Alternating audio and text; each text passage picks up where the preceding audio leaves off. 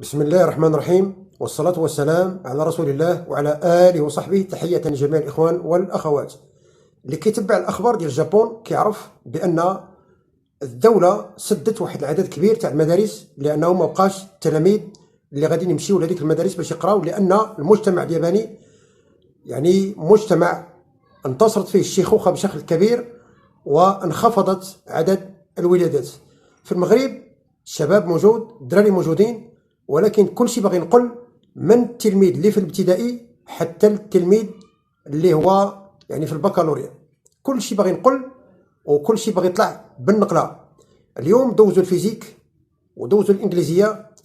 الكلام ديال بعض التلاميذ والتلميذات كان على ان كان الزيار وما خلاهمش ينقلوا، النقله ما دازتش وما درنا والو. هذا كيبان على انه كاين واحد الاهمال، واحد التقصير في يعني المراجعه ديال الدروس والاستعداد للامتحان قبل.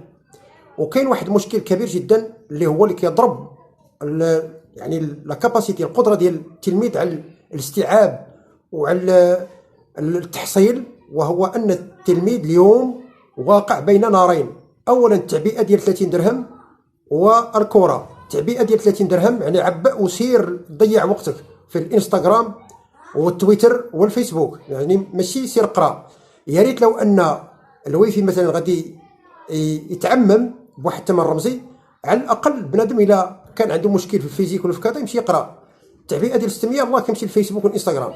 كاين الكره، العشق ديال الكره خلى التلاميذ بالعقل ومتبعين غير الكره حتى يجي يعني الامتحان وتبقى اسبوع عاد نبداو نراجعوا. كاين بعض الاساتذه اللي كيقسموا القسم يعني الى قسمين، يعني واحد القسم تيدير معاهم المراجعه تيوريهم كل شيء، وقسم ساكن يعني على قد الحال ما تيوريهم والو. هذا راه مشكل كبير ايضا. اذا التعليم في المغرب الى اين؟ الى اين اذا كان هذا هو لو نيفو ديال التلاميذ؟ تفليه وضح ولعب وغني وشطح حتى تبقى السيمانه عاد تراجع.